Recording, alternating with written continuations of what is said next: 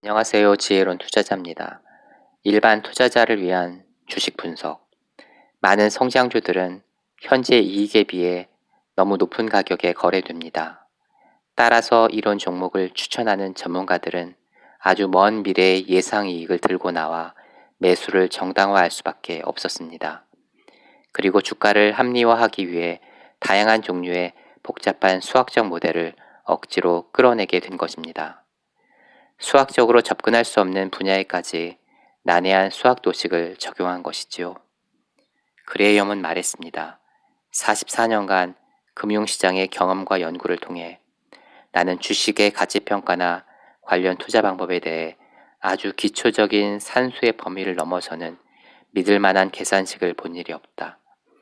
고등 수학이 사용될 때마다 누군가가 경험을 이론으로 대체하고 투자가 아닌 투기를 조장하려 한다는 위험 신호로 받아들이라.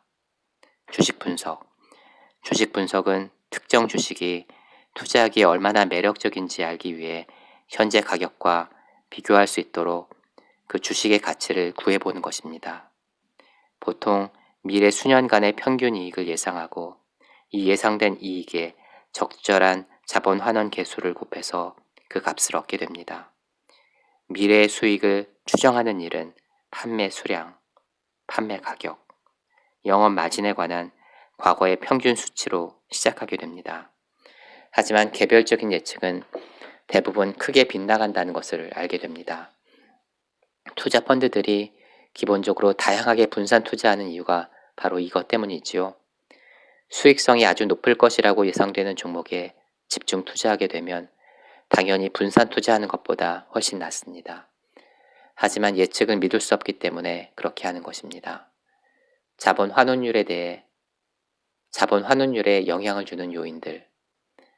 미래 평균 이익이 가치평가의 가장 중요한 요소인 것은 맞습니다.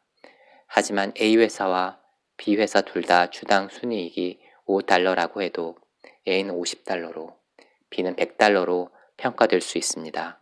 자본 환원율이 다르기 때문입니다. 이것과 관련 있는 사항들을 살펴보겠습니다. 1. 전반적 장기 예측.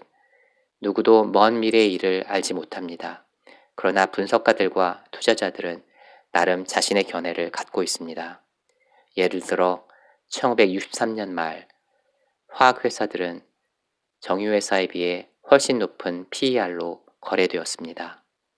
화학회사는 25배, 정유회사는 15배였지요. 투자자들이 정유회사에 비해 화학회사에 더 강한 확신을 갖고 있었다는 뜻입니다. 이후 실적은 어떻게 되었을까요? 63년부터 70년까지 실적을 살펴보면 63년 이후 화학회사들의 이익 증가는 전혀 없었습니다.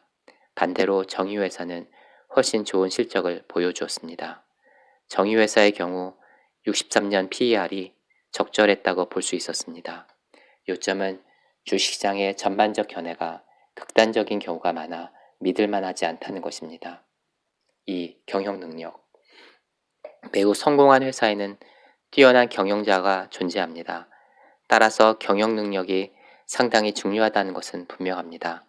문제는 경영 능력을 평가하는 데 필요한 합리적 방법이 없다는 점입니다. 3. 재무 건전성과 자본 구조. 주당 순이익이 같다고 가정한다면 남아도는 현금이 있고 보통주 이외의 다른 주식을 발행하지 않은 기업이 더 나은 선택이 됩니다. 은행 부채가 많거나 우선주 주식을 발행한 회사는 기피 대상이 되겠지요. 4. 배당 실적. 여러 해에 걸쳐 지속된 배당은 상당히 중요한 기준이 됩니다. 20년 이상의 지속적 배당은 간과해서는 안 될 가점 요인이 될 것입니다. 방어적 투자자는 이런 기준을 지킬 필요가 있습니다. 5. 현재 배당률. 배당은 평균 이익의 3분의 1을 배당하는 것이 표준으로 간주됩니다. 예를 들어 주당 $3의 평균 이익을 냈다면 주당 $2 배당이 이루어져야 한다는 것이지요. 성장형 기업의 경우 모든 이익을 유보하고 재투자하는 것이 유리하다는 주장을 하기도 하는데 이런 현상에는 주의가 필요합니다.